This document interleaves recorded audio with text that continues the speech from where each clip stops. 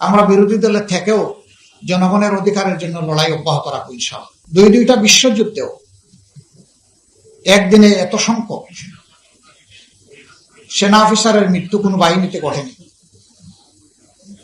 দুনিয়া এটি নজিরবিহীন, আনপ্রেসিডেন্টেড।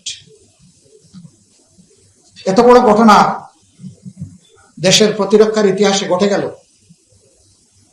যার মাধ্যমে এই জাতি দারুণভাবে ক্ষতিগ্রস্ত হয়েছে, তার সত্যিকারের সুরা এখনো হলো না।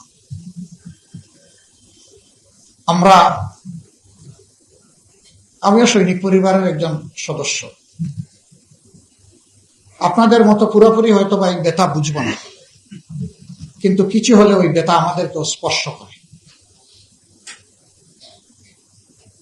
যে ভলিউমে আপনারা ব্যথা কনসিভ করেন, আমরা ওই ভলিউমটা হয়তো বা কখনো পারবো না, কিন্তু এইটুকু নির্দ্বিধায় বলতে পারি যে আমরাও ব্যথা অনুভব করি। এরপরে অনেকগুলা ঘটনা 15.5 বছরে ঘটেছে এই সরকারের জামানায়, এবং সবগুলা ঘটনায় দায় চাপানো হয়েছে যারা ভিকটিম তাদের উপরে। ভিকটিমরা আবার রিভিকটিমাইজড হয়েছেন। এটাই সবচেয়ে দুর্ভাগ্যের বিষয়। একদিকে বিচার তো পেলেনই না, উল্টা আপনজনকে হারানোর পরেও তারা আবার নিগ্রহের শিকার হলেন, নিবর্তন নির্যাতনের শিকার হলেন। একটা শ্লোক আছে, পাপ বাপকেও ছাড়ে না। এটাকে ম্যাচিউরিটি পর্যন্ত দিতে হয় যাওয়ার সুযোগ।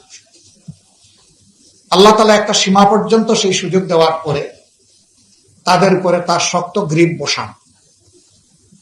আল্লাহর গ্রিপ যখন ওই সমস্ত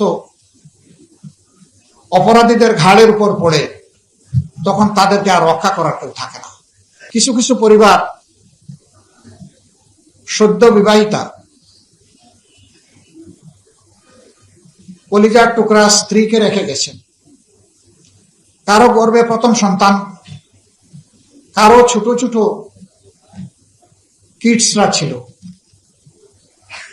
আমি জানি না আমাদের ওই মায়েরা বোনেরা এই অবুঝদের যখন বয়স হয়ে মুখে কথা ফুটেছে, তখন ওই বাচ্চারা যখন জিজ্ঞেস করেছে বাবা কোথায়, তখন তারা কি জবাব দিয়েছেন আমি জানি না।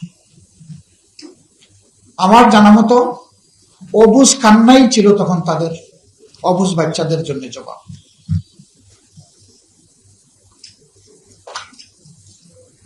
বাংলাদেশে এই ঘটনা দিয়ে শুরু হয়েছিল খুনের রাজনীতি সেই সময়ে। এরপরে এটা এসে শেষ হয়েছে 24, এবং তার রেশ উসমান হাদি পর্যন্ত অব্যাহত ছিল।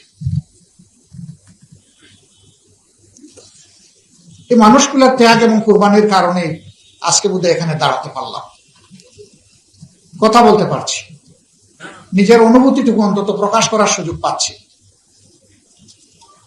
খুবই তৃপ্ত হতাম, কৃতজ্ঞ হতাম যদি এই শহীদ পরিবারগুলার ভাঙ্গা বুকের ভিতর থেকে আসা, বের হয়ে আসা দুই একটি কথা মন ভরে শুনতে পারতাম।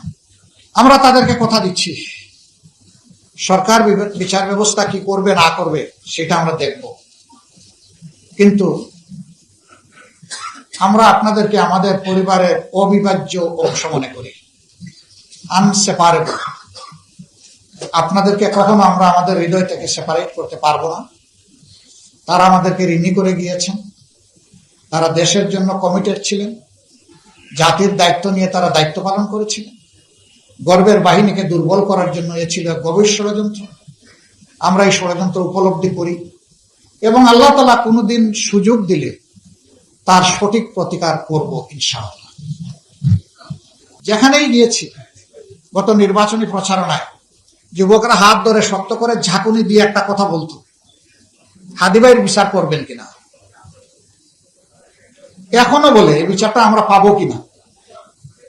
আমরা এই বিচারগুলা পেতে চাই, তবে হ্যাঁ, ওই 15.5 বছর মানুষের উপর যেভাবে অবিচার করা হয়েছে বিচারের নামে, ওটা আমরা চাইব না।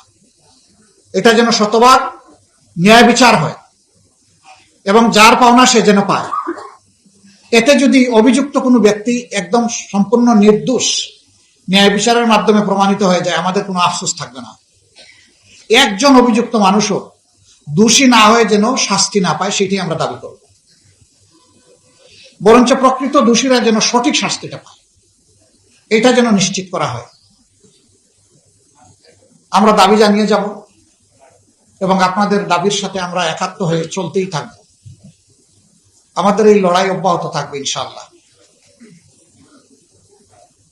আল্লাহ রাব্বুল আলামিন এমন একটা দেশ, একটা জাতি আমাদেরকে দান করুন যেখানে আর প্রতিহিংসার রাজনীতি চলবে না, মিথ্যাচারিতা, ধোঁকাবাজি রাজনীতির নামে আর ব্যবসা হয়ে দাঁড়াবে না, যেখানে রাজনীতি ব্যবসার পণ্য হবে না, যেখানে জনগণ আর কারো দাসে, মানসিক দাসে পরিণত হবে না, যেখানে সত্যিকার অর্থে স্বাধীন বাংলাদেশের নাগরিকরা স্বাধীন নাগরিক হিসাবে মর্যাদার সাথে বসবাস করে পরিচয় দিবে আমি বাংলাদেশ। ন্যায়ের পক্ষে, অন্যায়ের বিরুদ্ধে আমাদের লড়াই অব্যাহত থাকবে। অন্যায় অসত্যের পরাজয়, তার ধ্বংসস্তূপ, তার স্কেলিটনের উপর ন্যায় এবং সত্য প্রতিষ্ঠিত না হওয়া পর্যন্ত একটি ন্যায়ভিত্তিক, সমতাভিত্তিক সমাজ, মানবিক সমাজ প্রতিষ্ঠিত না হওয়া পর্যন্ত আমাদের লড়াই অব্যাহত থাকে। আমাদের সামনে কোনো দল নাই, ধর্ম নাই। আমাদের সামনে আছে এক টুকরা বাংলাদেশ, আর আছে 18 কোটি মানুষ। তাদের সকলের প্রতি আমাদের এই কমিটমেন্ট। আমরা সরকারে যেতে পারি নাই, কোনো আফসোস নাই। আমরা বিরোধী দলের থেকেও জনগণের অধিকারের জন্য লড়াই অব্যাহত রাখবো ইনশাআল্লাহ। সরকারের সঙ্গত, ইতিবাচক, জনকল্যাণে নেওয়া প্রত্যেকটি সিদ্ধান্ত এবং কাজের আমরা সমর্থক হব, সঙ্গী হব।